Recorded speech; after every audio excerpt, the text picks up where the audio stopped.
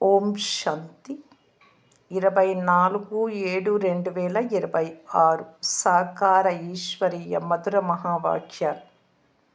మధురమైన పిల్లలారా, ఈ మహాభారత యుద్ధంలో పాత వృక్షమంతా, ఈ సృష్టి అంతా సమాప్తమవుతుంది. అందువలన యుద్ధానికి ముందే తండ్రి నుండి సంపూర్ణ వారసత్వం తీసుకోండి జ్ఞానయోగాల ద్వారా. ప్రశ్న: బాబాకు మాతల సంఘటన, స్త్రీల సంఘటన కావాలి, కానీ ఆ సంఘటనకు ఏ విశేషత ఉండాలి? జవాబు: 1. దేహీ అభిమానులుగా, ఆత్మ అభిమానులుగా ఉండేందుకు పూర్తి పురుషార్థం చేయువారి సంఘటనగా ఉండాలి. 2. పావనంగా ఈ పావన ప్రపంచాన్ని తయారు చేయాలి అనే పక్కా నశ వారికి ఉండాలి. పతితులుగా అవ్వరాదు. 3. నిర్మోహుల గ్రూపుగా ఉండాలి. మోహం అస్సలు ఉండరాదు. అప్పుడు ఏదైనా అద్భుతం చేసి చూపించగలరు. ఎవ్వరిలోనూ ఎవ్వరిపైన మోహం ఉండరాదు. అంశ మాత్రం మోహం ఉన్నా అది చాలా నష్టపరుస్తుంది. ఓం శాంతి. మధురమైన తండ్రి మమ్ములను స్వర్గవాసులుగా చేసేందుకు ఇక్కడికి వచ్చారు అని మధురాతి మధురమైన పిల్లలకు తెలుసు. ఈ విషయం పిల్లల బుద్ధిలో ఉంది. మనం ఆత్మలము అని, ఈ స్మృతి యాత్ర ద్వారా పవిత్రంగా అవుతాము అని ప్రతి ఒక్కరికి అర్థం చేయించాలి. ఇది ఎంతో సహజమైన ఉపాయం. కేవలము తండ్రిని స్మృతి చేయాలి. తండ్రి ఒక్క సెకండ్లో ముక్తి జీవన్ముక్తుల వారసత్వమునిస్తారు అని పిల్లలైన మీకు తెలుసు. ఇప్పుడు అందరూ జీవన బంధనంలో ఉన్నారు. రావణ రాజ్య బంధనంలో ఉన్నారు. ఈ విషయం తండ్రికి పిల్లలకు మాత్రమే తెలుసు. ఇతరులెవ్వరికీ తెలియదు. అనంతమైన తండ్రిని మనము స్మృతి చేస్తూ ఉంటే లోపల ఆత్మకు చాలా సంతోషం కలుగుతుంది అని పిల్లలైనా మీకు నిశ్చయం ఉంది. ఏ తండ్రిని అర్ధకల్పం నుండి స్మృతి చేస్తూ వచ్చారో ఆ తండ్రి ఇప్పుడు లభించారు. దుఃఖంలో తండ్రిని స్మృతి చేస్తూ ఉంటారు. మీరు కూడా స్మృతి చేసేవారు, కానీ ఇప్పుడు మీరు దుఃఖంతో స్మృతి చెయ్యరు. ఎవరినైతే ప్రపంచమంతా స్మృతి చేస్తూ ఉందో, గుర్తుకు చేసుకుంటూ ఉన్నారో ఆ తండ్రే వచ్చారు అని మీకు తెలుసు. మీరు ఇక్కడ కూర్చున్నప్పుడు స్వయాన్ని ఆత్మలుగా భావించమని తండ్రి మాటి మాటికి అర్థం చేయించారు. తండ్రి పరంధామం నుండి వచ్చారు. కల్ప కల్పము తన ప్రతిజ్ఞ ప్రకారంగా వస్తారు. తండ్రి ప్రతిజ్ఞ ఏమిటి అంటే, మీరు నన్ను పిలిచినప్పుడు, పతిత పావన రండి అని పిలిచినప్పుడు, అర్ధకల్పం పూర్తి అయినప్పుడు ద్వాపరయుగం నుండి పిలిచారు. కలియుగం అంతిమంలో నేను రావాల్సి వస్తుంది. కలియుగం తర్వాత సత్యుగం వచ్చేటప్పుడు నేను రావాలి. ఇది సంగమయుగము అని పిల్లలైన మీకు మాత్రమే తెలుసు. ఇప్పుడు తండ్రి వచ్చారు. పిల్లలైనా మీరు కూడా సేవ చేస్తారు. రోజు రోజుకు అందరికీ తండ్రి పరిచయం ఇస్తూ వస్తారు. తండ్రి పరిచయం అందరికీ తెలుస్తుంది. అనంతమైన తండ్రి అయిన శివబాబా మళ్ళీ అనంతమైన వారసత్వాన్ని ఇచ్చేందుకు వచ్చారు అని ఇక్కడ కూర్చున్న మీకు తెలుసు. మీరు బాబా బాబా అని అంటారు కదా. మనం శివబాబా వద్దకు వచ్చాం. నేను కల్ప క్రితం వలె బ్రహ్మ సాధారణ శరీరంలో వచ్చాను అని శివబాబా కూడా అంటారు. ఇది మర్చిపోరాదు. ఏ తండ్రి ద్వారా పతితుల నుండి పావనంగా అవుతారో అటువంటి తండ్రిని మాయ మరిపింపజేస్తుంది. సర్వుల సద్గతి దాత ఒక్క సద్గురువే అని మీకు తెలుసు. సిక్కులు కూడా సత్ శ్రీ అకాల్ అని పాడుతూ ఉంటారు. పతిత పావనుడినే సద్గురువు అని అంటారు. ఓ పతిత పావన అని పిలుస్తారు. ఆత్మ కూడా తన తండ్రిని పిలుస్తుంది. తండ్రిని సన్ముఖంలో ఇక్కడ కలుసుకునేందుకు వచ్చాము అని ఇప్పుడు మీకు తెలుసు. ఎవరైనా పెద్ద పెద్ద వారిని కలుసుకునేందుకు వెళ్ళినప్పుడు వారిని చాలా మహిమ చేస్తారు. చాలా ఆడంబరంగా బ్యాండ్ మేళాలు మొదలైనవి మ్రోగిస్తూ సంతోషంగా ఆహ్వానిస్తారు. ఇప్పుడు ఇక్కడికి గుప్త వేషంలో ఎవరు వచ్చారో మీకు మాత్రమే తెలుసు. దూరదేశంలో ఉండు ప్రయాణికుడు, బాటసారి అని భగవంతుడికి అంటారు. ఆత్మలైన మీరందరూ కూడా పరంధామంలో ఉండేవారమని మీరు ఇప్పుడు తెలుసుకున్నారు. ఇక్కడికి మీరు పాత్ర చేయడానికి ప్రయాణికులై వచ్చారు. తండ్రి అర్థం చేయించే ఒక్కొక్క పదం ఈ ప్రపంచంలోని వారెవ్వరికీ తెలియదు. మీరు తండ్రి ద్వారా వింటున్నారు. విన్న దానిని మంచి రీతిగా ధారణ చేయాలి. మీరంతా ఈ కర్మక్షేత్రంలో ప్రయాణికులము అని తండ్రి అర్థం చేయిస్తున్నారు. మీరంతా శాంతిధామంలో ఉండేవారు, తర్వాతి శబ్ద ప్రపంచంలోకి వచ్చారు. మనము శాంతిధామానికి పయనించే వారము. ఇక్కడ 84 జన్మల పాత్రను అభినయిస్తాము. ఇప్పుడు ఇది అంతిమ సమయం. అందుకే పాత సృష్టిని క్రొత్తదిగా చేసేందుకు తండ్రి వచ్చారు అని మీరు తెలుసుకున్నారు.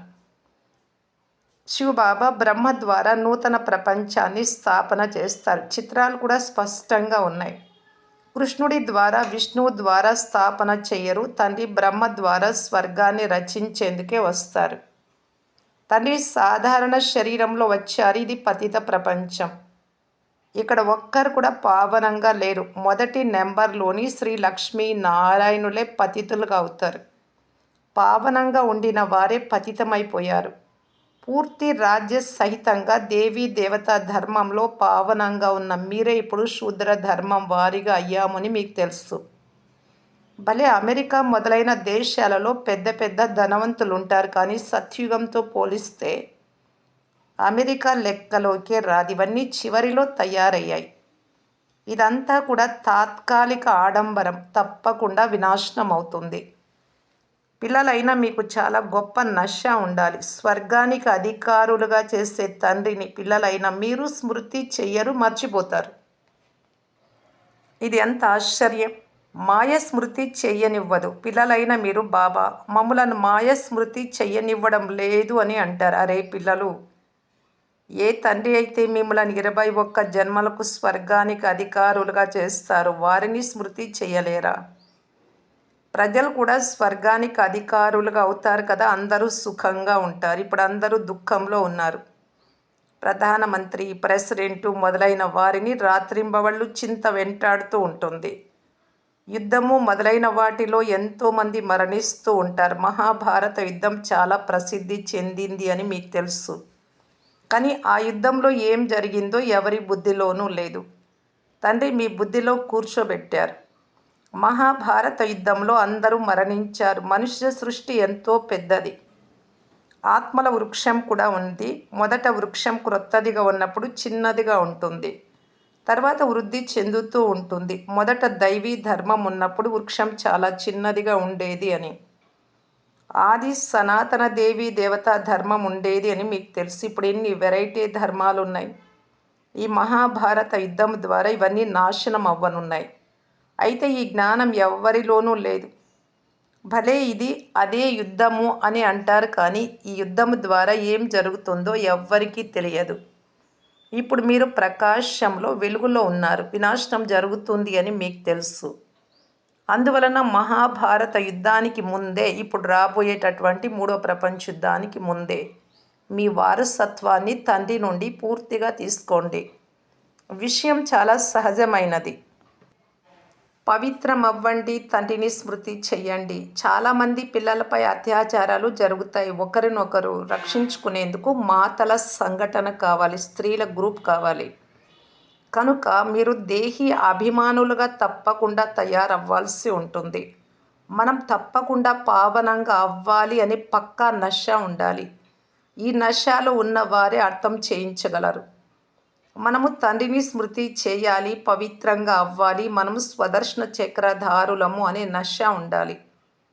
మనకు రచయిత అయిన తండ్రిని గురించి మరియు రచన యొక్క చక్రం అంతటి గురించి తెలుసు. ఇప్పుడు మనం తండ్రి నుండి నూతన ప్రపంచ వారసత్వాన్ని తీసుకోవాలి. మనం 84 జన్మలు ఎలా తీసుకుంటామో అర్థం చేస్తూ ఉండండి. తండ్రి అంటున్నారు, మీరు నన్ను స్మృతి చేస్తే మీ పాపాలు వినాశనం అవుతాయి. తప్పక పావనంగా అవ్వాలి. పావనము అనగా పవిత్రత. కామం మహాశత్రువు. మనం 84 జన్మల చక్రాన్ని పూర్తి చేశాం, సత్యుగం నుండి కలియుగం అంతిమం దాకా. ఇప్పుడు తండ్రి నుండి వారసత్వం తీసుకోవాలి. తండ్రి చెప్తున్నారు, మీరు నన్ను స్మృతి చేస్తే మీ వికర్మలన్నీ వినాశనం అవుతాయి. మీరు రిఫ్రెష్గా అయ్యేందుకే ఇక్కడికి వస్తారు. తండ్రినైనా నన్ను స్మృతి చేయండి. 21 జన్మలకు వారసత్వం తీసుకోండి. ఎవ్వరిలోనూ అంశ మాత్రం కూడా మోహం ఉండరాదు. నిర్మోహులుగా అవ్వాలి. ఈ శరీరంలో కూడా మోహం ఉండరాదు. ఇది పాత శరీరము, తోలు. కానీ చదువుకునేందుకు దీనిని తప్పకుండా జాగ్రత్తగా చూసుకోవాలి, సంభాలన చెయ్యాలి. దీనికి ఏదైనా కష్టం వస్తే వ్యాధులు ఇలాంటివి అతుకులు వేయాల్సి పడుతుంది. ఇది పాత జీర్ణించిన శరీరము అని మీకు తెలుసు. దీనికి ఏదో ఒకటి అవుతూనే ఉంటుంది. ఆత్మ దుఃఖపడుతుంది. ఇప్పుడు మనం ఈ శరీరాన్ని వదలాలి అని మీకు తెలుసు. యోగ బలంతో దీనిని నిలబెట్టాలి. తండ్రిని స్మృతి చేస్తూ ఉండాలి. స్వయాన్ని ఆత్మగా భావించి తండ్రిని స్మృతి చెయ్యాలి అంతే. లౌకిక సంబంధాలేవి గుర్తుకు రాకూడదు. నేను దేహాన్ని కాదు, ఆత్మను.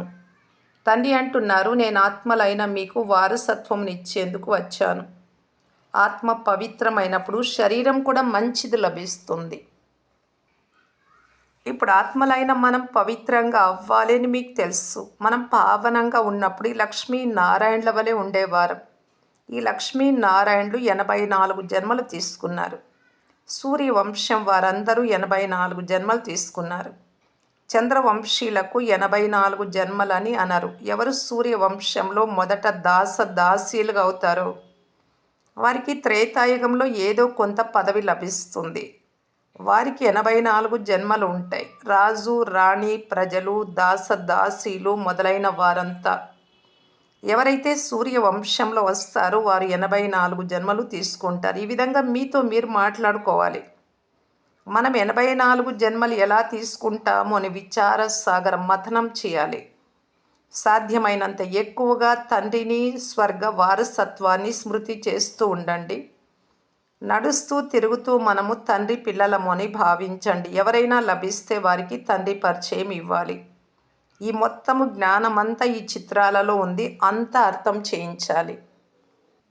తండ్రి బ్రహ్మ శరీరంలో వచ్చారు. మీరంతా బీకేలైనా మిమ్మల్ని స్వర్గానికి అధికారులుగా చేయటానికి తండ్రి వచ్చారు.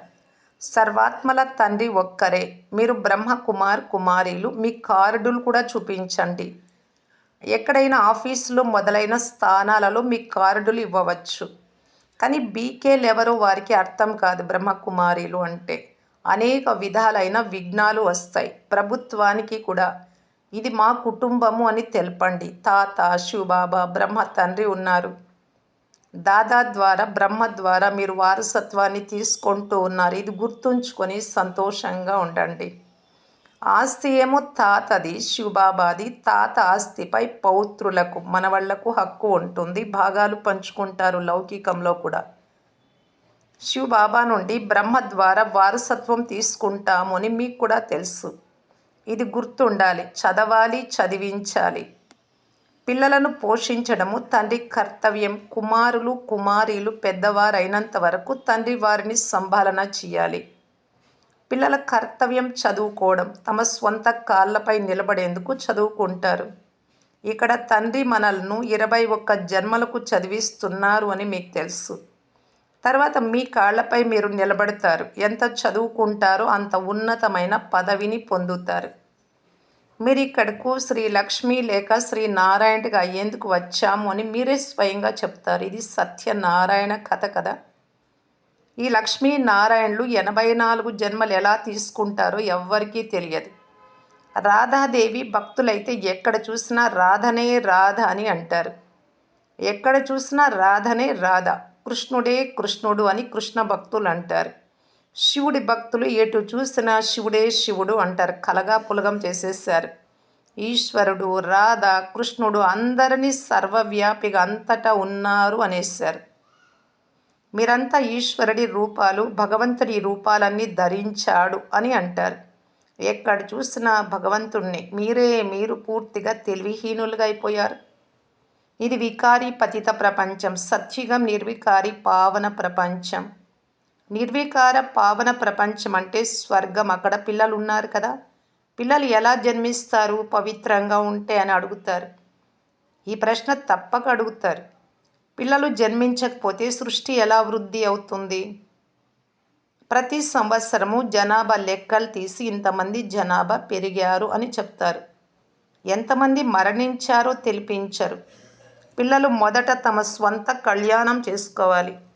నేను ఆత్మ అని మొదట నిశ్చయం చేసుకోండి. తండ్రిని స్మృతి చెయ్యాలి. అంతిమ సమయంలో ఎవరు నారాయణుడిని స్మరిస్తారో, నారాయణ అనే పదం తప్పుగా వ్రాశారు. అంతిమ సమయంలో ఎవరు శివబాబాను స్మరిస్తారో, అదే చింతనతో ఎవరు మరణిస్తారో వారే స్వర్గంలో నారాయణుడిగా అవుతారు. ఇది కరెక్ట్. అంతిమ సమయంలో నారాయణ అని ఎందుకు అంటారు? శరీరాన్ని ఎందుకు గుర్తుంచుకుంటారు? కృష్ణుడు జ్ఞానం ఇచ్చారు అని అంటారు కదా, మరి కృష్ణుణ్ణి కదా స్మరించాలి. కృష్ణుణ్ణి స్మరిస్తారు, నారాయణుడి గురించి ఎవ్వరికీ తెలియదు. కృష్ణ జయంతి జరుపుకుంటారు, కానీ రాధా జయంతి ఎక్కడుంది? కృష్ణ జన్మాష్టమి జరుపుకుంటారు, నారాయణుడి జయంతి ఎందుకు లేదు? రాజా రాణి అయిన లక్ష్మీనారాయణుల గురించి ప్రపంచంలో ఎవ్వరికీ తెలియదు. ప్రజాపిత బ్రహ్మ ముఖ వంశావళి వారు ఉంటారు కదా, వారు ఎక్కడికి వెళ్ళారు? బ్రాహ్మణ దేవి దేవతాయ నమః అని అంటారు. బ్రహ్మ ముఖ వంశావళి ఉన్నారు కదా, బ్రహ్మ ద్వారా శివబాబా బ్రాహ్మణ ధర్మాన్ని స్థాపన చేస్తారు అని మీకు తెలుసు. బ్రాహ్మణ ధర్మాన్ని బ్రహ్మ రచించలేదు, కానీ శివబాబా రచించారు. కానీ ఇతను ఇప్పుడు బ్రాహ్మణుడిగా అయ్యాడు. బ్రహ్మ మంచిది. మధురాతి మధురమైన అపురూపమైన పిల్లలకు మాతాపిత బాప్దాదాల ప్రియ స్మృతులు మరియు గుడ్ మార్నింగ్. ఆత్మిక పిల్లలకు ఆత్మిక తండ్రి నమస్తే. ధారణ కొరకు ముఖ్య సారము. ఫస్ట్ పాయింట్, ఈ పాత శరీరంలో ఉంటూ బాగా చదువుకొని 21 జన్మలకు సంపాదించుకోవాలి, 2 యుగాలకు, 2500 సంవత్సరాలకు. అందువలన ఈ శరీరాన్ని సంభాలన చేసుకోవాలి, కానీ దీనిపైన అతి ఆసక్తి ఉంచుకోరాదు. చూసుకోవాలి, దీన్ని కారును చూసుకున్నట్టు, పెట్రోల్ వేసుకున్నట్టు, రిపేర్ చేయించుకున్నట్టు, క్లీన్ చేసుకున్నట్టు అలాగ చూసుకోవాలి దీన్ని. అంతేగాని అంతకంటే ఇష్టం పెట్టుకోకూడదు. సెకండ్ పాయింట్, అంతిమ కాలంలో ఒక్క శివబాబాయే గుర్తు వచ్చే విధంగా అభ్యాసం చేయాలి. ఇతర చింతలు ఏవి ఉండరాదు. మీరు మీ కళ్యాణం చేసుకోవాలి. వరదానము, మాస్టర్ నాలెడ్జ్ఫుల్గా అయ్యి అజ్ఞానాన్ని సమాప్తం చేసే జ్ఞాన స్వరూప యోగయుక్త భవ.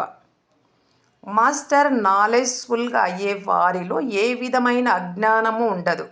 మాకు ఈ విషయం గురించి తెలియనే తెలియదు అని చెప్పి వారు స్వయాన్ని విడిపించుకోలేరు తెలివిగా, మాకు తెలియదు అని. జ్ఞాన స్వరూప పిల్లలలో ఏ విషయం గురించిన అజ్ఞానము ఉండజాలదు. అంతేకాక ఎవరైతే యోగయుక్తంగా ఉంటారో వారికి ఇదంతా మాకు ముందే తెలుసు అని అనుభవం అవుతుంది. మాయ యొక్క తళుకు బెళుకు ఆకర్షణ తక్కువైనది కాదు అని, మాయ కూడా గొప్ప మాయమైనటువంటిది అని, అంటే చాలా బాగా కనబడుతుంది. అందువలన దాని నుండి రక్షింపబడి ఉండాలి అని వీరికి తెలుసు.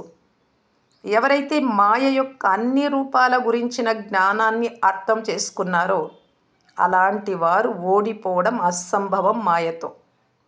స్లోగన్, ఎవరైతే సదా ప్రసన్న చిత్తులుగా ఉంటారో వారు ఎప్పుడూ ప్రశ్న చిత్తులుగా అవ్వరు. ప్రశ్నలుంటే ప్రసన్నత ఉండదు. అవ్యక్త సూచన, జ్వాల స్వరూప స్థితిలో ఉండి శక్తిశాలి స్మృతిని అనుభవం చేయటానికి బాప్దాదా తెలియజేస్తూ ఉన్నారు. యోగంలో సదా లైట్ హౌస్ ప్రకాశ గృహం, మైట్ హౌస్ శక్తి గృహ స్థితిని అనుభవం చేయాలి. ఫరిస్తా స్థితిలో జ్ఞానం అనేది లైట్, యోగం అనేది మైట్ శక్తి. జ్ఞానము మరియు యోగము 2 శక్తులు. లైట్ మైట్ సంపన్నంగా ఉండాలి.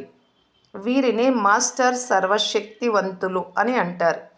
ఇటువంటి శక్తిశాలి ఆత్మలు ఏ పరిస్థితినైనా సెకండ్లో దాటుకుంటారు. సమయము పట్టదు.